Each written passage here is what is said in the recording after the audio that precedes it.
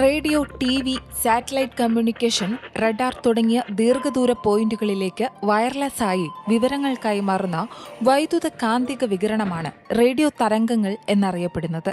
എന്നാൽ physical review ലെറ്റേഴ്സിൽ പ്രസിദ്ധീകരിച്ച ഒരു പുതിയ റിപ്പോർട്ട് പ്രകാരം അമേരിക്കയിലെ പെൻസിൽവാനിയ സ്റ്റേറ്റ് യൂണിവേഴ്സിറ്റിയിലെ ഗവേഷകർ ഉൾപ്പെടെയുള്ള അന്താരാഷ്ട്ര ശാസ്ത്രജ്ഞരുടെ ഒരു സംഘം അന്റാർട്ടിക്കയിലെ ഐസ് പാളികൾക്ക് അടിയിൽ നിന്ന് ഒരു നിഗൂഢ റേഡിയോ തരംഗം കണ്ടെത്തിയിരിക്കുന്നു. പാർട്ടിക്കിൾ ഫിസിക്സ് അഥവാ കണികാ ഭൗതിക ശാസ്ത്ര ലോകത്തെ ഞെട്ടിച്ച ഈ വിപ്ലവകരമായ തരംഗങ്ങൾ എന്തെന്നോ എങ്ങനെ ഉണ്ടാകുന്നുവെന്നോ തിരിച്ചറിയാൻ കഴിയാതെ അമ്പരന്നിരിക്കുകയാണ് ഗവേഷകർ.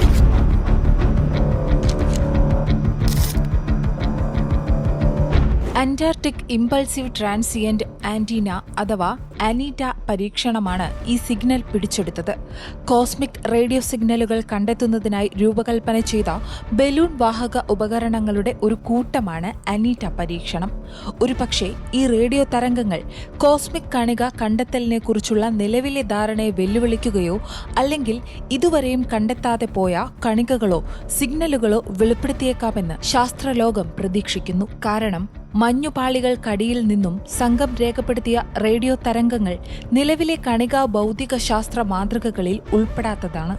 ഇവ ഹിമത്തിന്റെ ഉപരിതലത്തിൽ നിന്ന് പ്രതിഫലിക്കുന്നതാണെന്ന് ഗവേഷകർ കരുതിയിരുന്നെങ്കിലും ഹിമപാളികൾക്കടിയിലാണ് ഇതിന്റെ യഥാർത്ഥ ഉത്ഭവമെന്ന് തിരിച്ചറിഞ്ഞതോടെ ഈ റേഡിയോ വേവിന്റെ നിഗൂഢ സ്വഭാവത്തെക്കുറിച്ച് നിർണായകമായ ചോദ്യങ്ങൾ ഉയരുകയാണ്.